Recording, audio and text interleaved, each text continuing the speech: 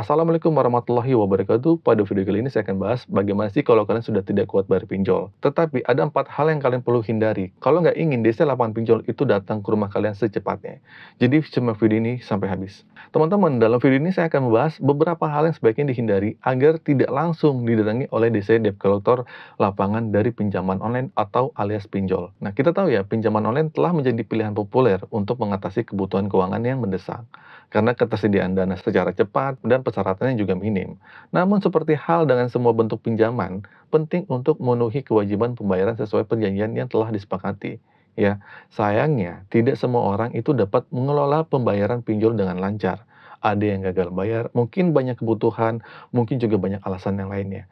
Dan juga ketidakmampuan membayar pinjol dapat berakibat pada berbagai konsekuensi, termasuk potensi kunjungan dari DC lapangan. Nah, biasanya setelah menunggak lebih dari 90 hari, penagihan akan dilakukan oleh debt collector. DC atau debt collector sendiri tidak akan langsung datang ke rumah untuk menagih utang. Nah, mereka akan melakukan penagihan pertama-tama tuh biasanya melalui pesan atau telepon terlebih dahulu. Nah, kemudian dalam jangka waktu tertentu, mereka itu baru akan melakukan penagihan ke rumah.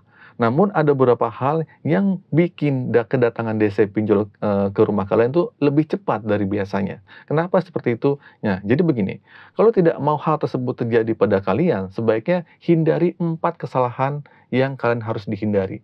Oke, dalam video ini saya akan membahas tindakan-tindakan yang sebaiknya dihindari ketika menghadapi kesulitan membayar pinjol. Oke, langsung saja. Yang pertama adalah mengambil pinjaman yang terlalu banyak. Nah, mengambil pinjaman dalam jumlah yang berlebihan merupakan tindakan yang perlu dihindari agar tidak mengundang penagihan dari penagihan utang online atau DC pinjol lebih awal, ya. Jadi catat ya. Nah, keputusan untuk meminjam jumlah yang tidak terkendali dapat menyebabkan kesulitan dalam membayar cicilan.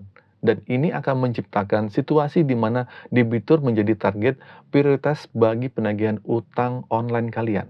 Nah, di sini juga DC pinjol cenderung memberikan prioritas kepada debitur dengan utang yang besar, yang membuat mereka lebih rentan terhadap resiko penagihan.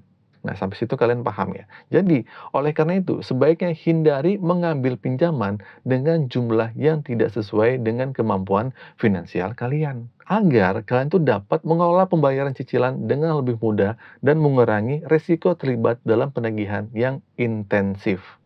Nah, oke, yang kedua adalah mengabaikan penagihan DC pinjol lewat pesan atau telepon, ya. Nah, di satu sisi penting untuk tidak mengabaikan upaya penagihan dari penagihan utang DC pinjol melalui pesan atau telepon. Nah, DC pinjol umumnya akan menginisiasi proses penagihan melalui komunikasi telepon sebelum mengambil langkah untuk mendatangi rumah debiturnya. Mengabaikan pesan atau panggilan penagihan dapat diartikan sebagai kurangnya niat untuk membayar, dan hal ini dapat membuat kalian menjadi target penagihan yang lebih agresif.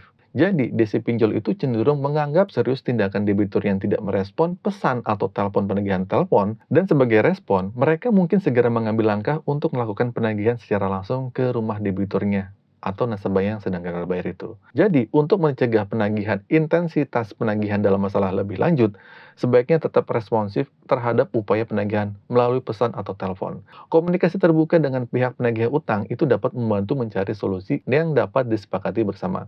Tapi kalau sudah mentok, nggak punya uang, nggak apa-apa kok, diabaikan aja. Nah, selanjutnya adalah memancing emosi DC pinjol. Nah, ini penting ya, untuk berhati-hati dalam merespon pesan dari penagihan utang online atau DC pinjol.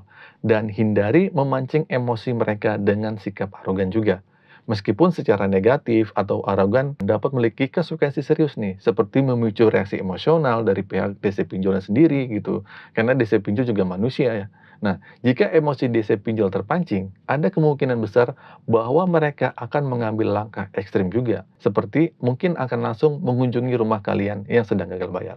Ini merupakan taktik yang kurang bijaksana untuk meningkatkan ketegangan dengan pihak penagihan utang, karena hal ini dapat memperburuk situasi dan memicu tindakan penagihan yang lebih agresif juga.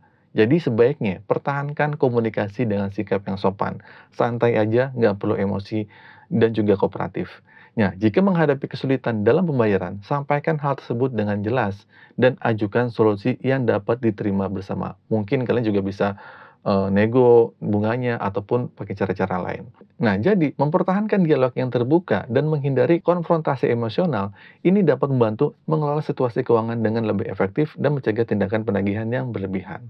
Nah, selanjutnya yang terakhir adalah sering berjanji atau janji bayar. Nah, ini penting juga deh untuk menghindari kebiasaan membuat janji, terutama jika tidak memiliki rencana konkret untuk melunasi kewajiban hutang kalian. Jadi jangan janji bayar. Jika belum memiliki strategi yang jelas untuk melunasi utang, sebaiknya hindari membuat janji yang tidak dapat dipenuhi. Nah, seringkali kita itu berjanji tanpa dapat memenuhi janjinya. Nah, hal ini dapat memicu tindakan dari penagihan utang atau DC-nya. Nah, jadi jika seringkali membuat janji yang tidak dapat memenuhinya, DC mungkin akan mengambil langkah-langkah lebih tegas untuk menagih utang yang belum dilunasi. Lebih baik untuk berkomunikasi secara jujur aja deh mengenai situasi keuangan kalian dan mencari solusi yang dapat diterima bersama. Ya, jadi hindari membuat janji tanpa dasar yang kuat. Dan jika memang tidak mampu memenuhi janji pembayaran, segera diskusikan opsional alternatif atau perjanjian pembayaran sesuai dengan kondisi keuangan kalian. Nah, jadi dengan cara ini dapat menghindari konsekuensi dari janji yang tidak dapat dipenuhi secara konsisten. Nah, jadi itulah teman-teman ya, 4 hal yang perlu dihindari. 4 hal ini kalau kalian nggak ingin DC lapangan pinjol datang lebih cepat. Oke, jadi gitu aja teman-teman ya video kali ini. Singkat saja, semoga video ini bermanfaat. Akhir kata dari saya, Assalamualaikum warahmatullahi wabarakatuh.